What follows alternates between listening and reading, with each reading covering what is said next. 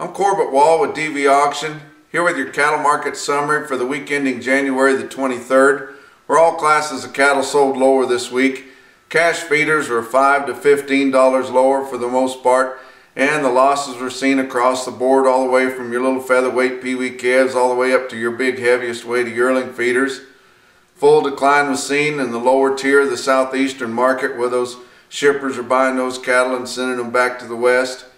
Also in your country sales, your private treaty yearling feeder cattle sales saw the full decline, and maybe even a little bit more around your major cattle feeding industry there, around the 5 areas. Hasn't been a whole lot of direct sales so far this year, and a lot of those guys went ahead and dumped those cattle this week, and for the most part they took $150 to $250 per head less than they were either offered or was available at some point so far this year. Your spot futures markets on both fats and feeders are still trading at a big discount to cash, $7 to $10 lower than the comparable cash product there for the most part. There's just been a mass exodus of all your funds getting out of your cattle commodities there. And you know, it's just kind of human nature. Same thing bidding in an auction. When you bid on something enough times, whether it's got to where it needs to go or not, you just figure that it's probably getting too high. And I think that's where our funds are at right now. They've just been rallying this cattle market so long there, most of last year, and for sure the last half of last year. And it's just got to the point now where they thinking it's getting too high. And as the old saying goes, when the town drunk knows what's going on, and I think all the town drunks know that cattle are pretty high right now. And there's just not a lot of push in the market right now.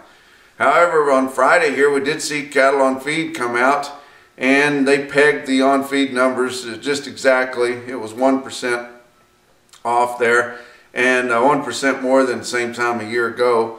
And your placements, though, they did miss those a little bit, and to the bullish side for producers. They're expecting a 4 to 5% drop in placements compared to the same time a year ago. It ended up coming in a full 8% lower. So, you know, we could see a little bounce early next week from that. It's hard to say whether the board will pay any attention to it or not. I hadn't paid any attention to too much. But we might see a little bit of bounce there. But for the most part, there's just not any push anymore. These January feeder futures are ripe right now. They've matured. And they're still trading at a pretty big discount to the CME index, which is supposed to cash settle things. But the CME feeder cattle index put together by Market News, right now it's overinflated this time of year. It's heavily influenced by those real premium quality calves up in the northern plains right now. And it's running quite a bit higher than what the January feeder board is. But once that's gone, we drop down to March. And March is traded here at a $12 discount to what January was, which is about $7 lower than what the index is, what cash cattle are bringing. March is all the way down to about $202. So there's just not going to be much to support cash feeders after we get down maybe off this little rally, which won't amount to too much, I wouldn't think, from the cattle on feed report. But you know, these producers, your cow-calf guys that are selling these big calves, which are really feeder cattle because they're too heavy to do anything else with, you know, they're taking less for cattle. But if you look over history, they're still bringing an awful nice price there. And they're not realizing a whole lot of loss due to this lower market. But these backgrounders that bought their calves in the fall and been trying to put weight on them and make money like they did all year last year, they're going to lose quite a bit on these cattle that they're selling here right now, because they bought them at the record high right there on those calves, and they're sure they put weight on them, and they put weight on pretty cheap, but you're not really getting paid for your weight right now. If you look at the prices around this week on the circuit, your 7-weight cattle are only bringing on the average about $50 per head more than the 6-weights, and so you're not getting a whole lot for that 100 pounds.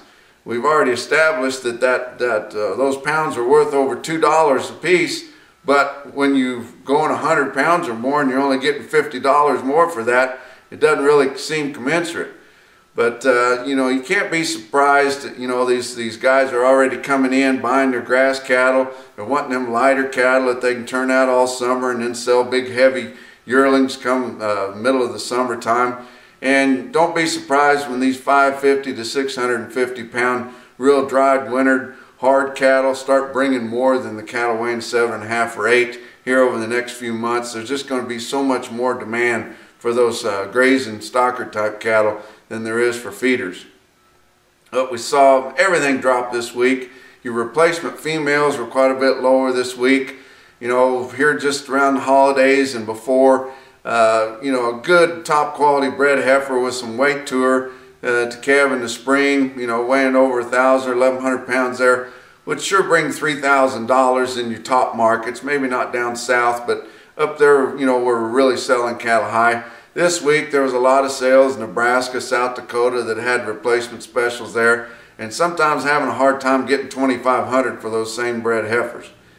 But DVAuction's got over 500 production sales scheduled for this spring bull selling time here. Any of you guys looking for bulls, get on DVAuction.com and look around and find a production sale from a breeder or purebred guy that you really prefer, and tune into those sales. Get right on there and get some top quality bulls. Your slaughter cows were sharply lower this week. It's just getting that time of year, and milk's gone down. The dairies are starting to dump the bottom half of their herd, so there's more of that boneless beef on the market. And now we're seeing that these foreign markets, like Australian places that have cattle, but they're mostly grass-fed, which a lot of that's going to be boneless. That meat's getting easier for foreign customers to buy, which normally we'd be exporting to. When our dollar's stronger, it's making our products harder to buy, and so the slaughter cows are quite a bit lower, bulls off. Fat cattle sold $4 lower again this week, although they didn't have a whole lot of trade. 159 mostly 160 live and 256 dressed there. He did have that snowstorm come across the Texas Panhandle there, 8 to 12 inches of snow around Amarillo, and a lot of feedlots still in that area, although most of them are corporate.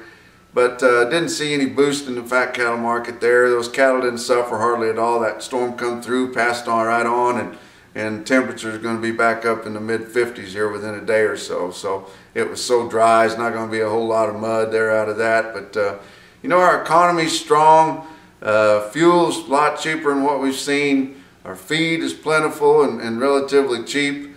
And cattle supplies are still in the producer's favor, but still, this cattle market just has a lot further to go down than it ever could on the way back up. And on the outside of a little hiccup or here or there, it's just hard to see anywhere where these cattle can make much of a rebound. But that wraps up your cattle market summary for this week. For more information in this report, check out DVAuction.com or the StockExchangeNews.com.